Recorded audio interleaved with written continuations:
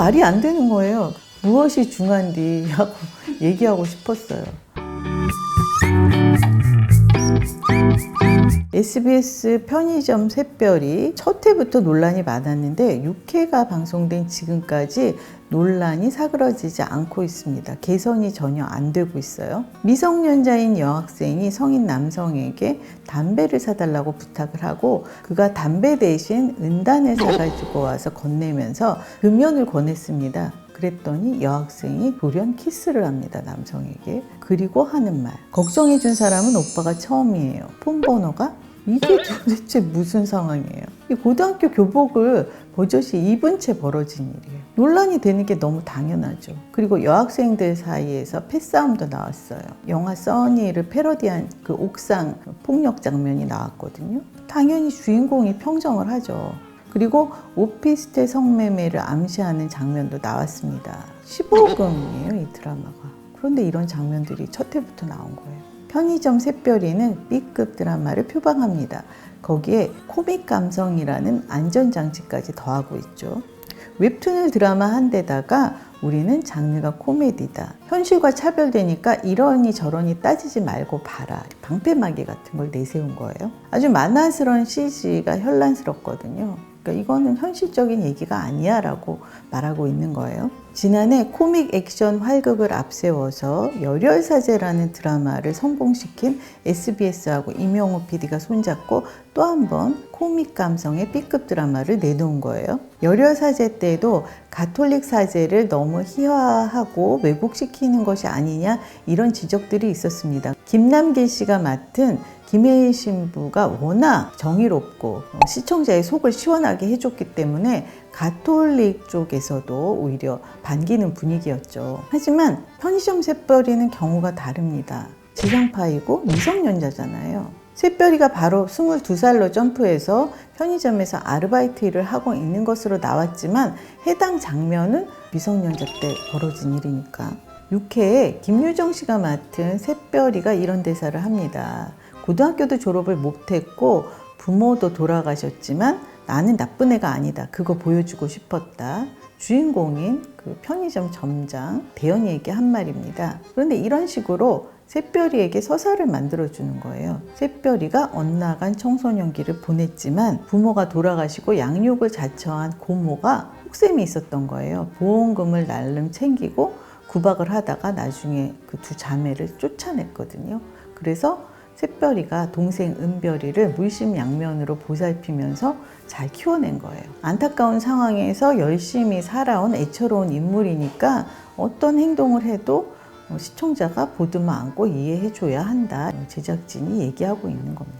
주인공 지창욱, 김유정 씨는 물론이고 가족들이며 친구들까지 연기에 구멍이 없습니다. 연기자들이 너무너무 열심히 하고 잘하고 있어요.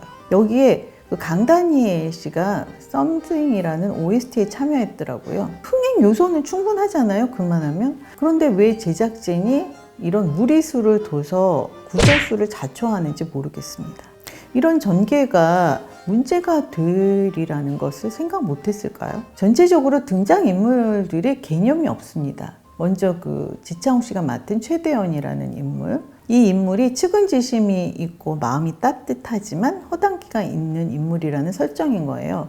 데이트를 하러 가다가 중요한 날이었어요. 길에서 그 맨홀에 빠진 새끼 고양이를 구합니다. 잘 차려입은 옷을 다 버려가면서 새끼 고양이를 구하긴 했어요. 그걸 구경하고 있던 여학생에게 새끼 고양이를 안겨주고 맨홀 뚜껑은 버려둔 채 그 데이트 장소로 뛰어가는 거예요. 늦었다면서. 저는 무엇이 중한디 하고 얘기하고 싶었어요.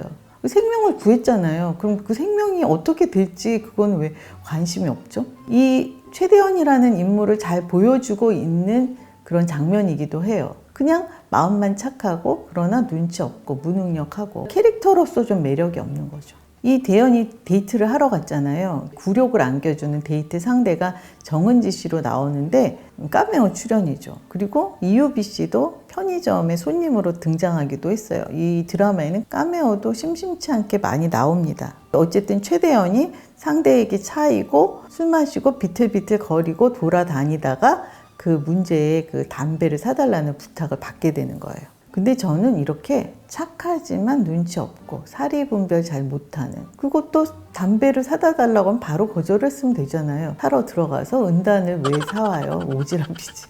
근데 이런 인물이 사실은 저는 민폐라고 보거든요. 그리고 이런 장면도 있었어요. 선생이 교문에서 등교 지도를 하는데 이사장 딸이 술을 마시고 이제 들깨가지고 지각을 했어요. 그런데 그걸 제지를 하지를 않고 꿀물 음료수를 줍니다. 시복음인데 이런 장면도 나왔어요. 여기서는 여성들이 상당히 폭력적이에요. 아내가 남편이 무능한데 과소비를 한다면서 막 쿠션으로 남편을 때리는데 툭툭 때리는 게 아니라 진짜 폭행에 가깝도록 막 때리기도 했고, 새별이 친구 금비하고 은조는 수시로 몇 차례나 편의점의 또 다른 알바 달시기를 폭행했습니다. 코피가 여러 차례 났어요. 이 드라마에서 코피는 흔하디 흔합니다.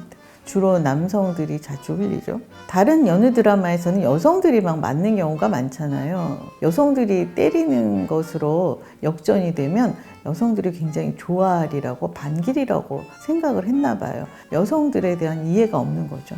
우리 드라마는 여성이 이렇게 우위야, 이런 발상인가요? 그러면 여성들이 와 하고 좋아할 줄 아는.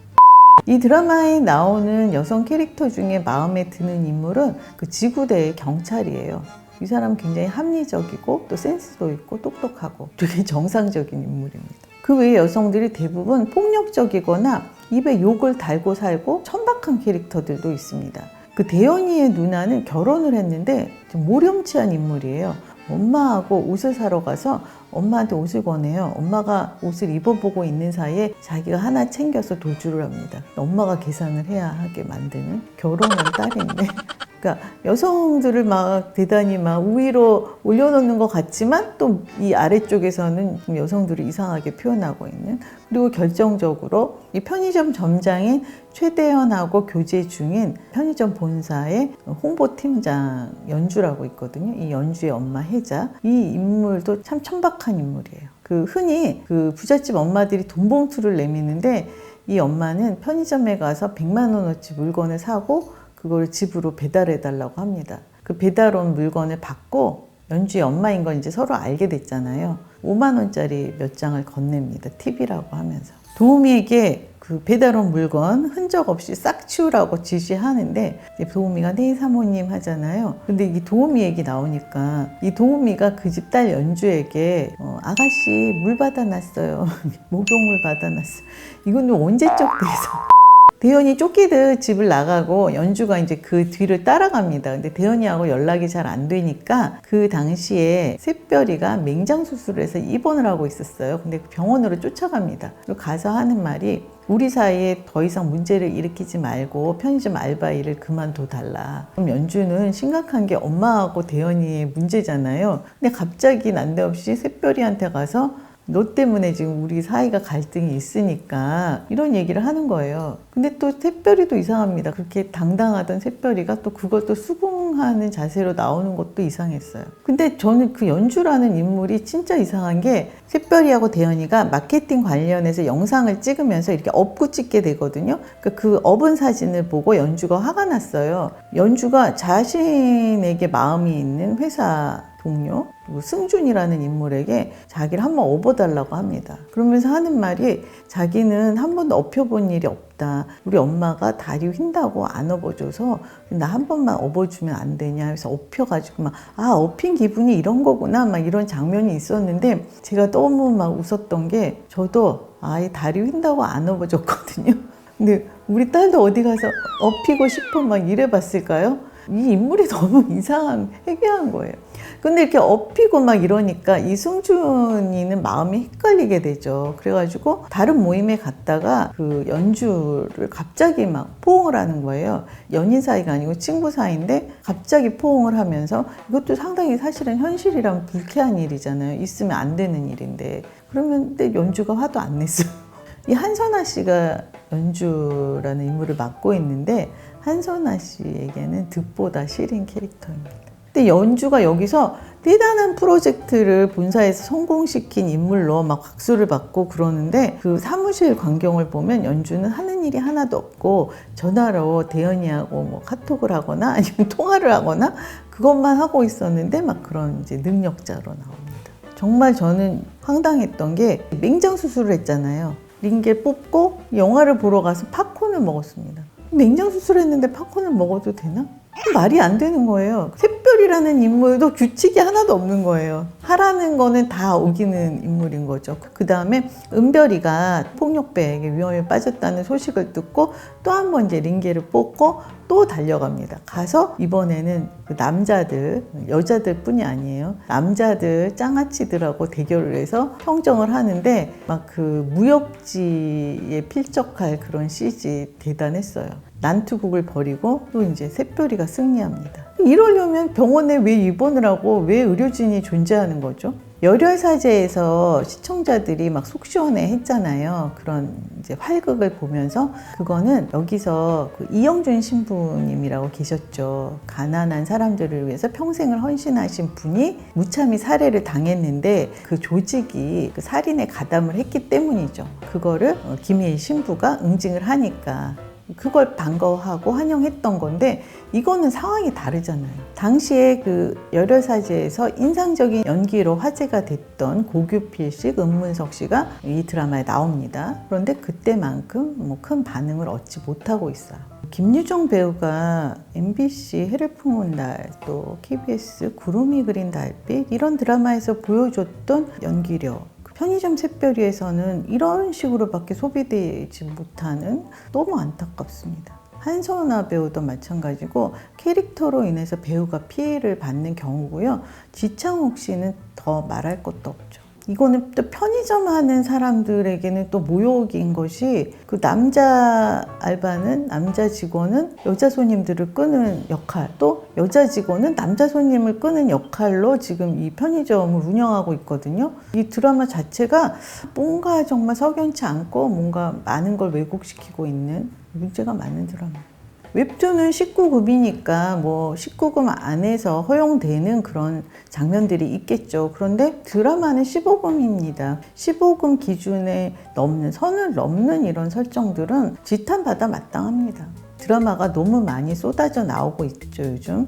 그래서 시청률 올리기도 쉽지 않고, 그래서 화제성이 필요할 수 있다는 건 이해합니다. 그런데 분명 어떠한 경우라도 넘어서는 안 될 선이 있는 거예요. 그 선을 넘는 제작진이 열혈사제 제작진이라는 게 너무나 안타깝습니다.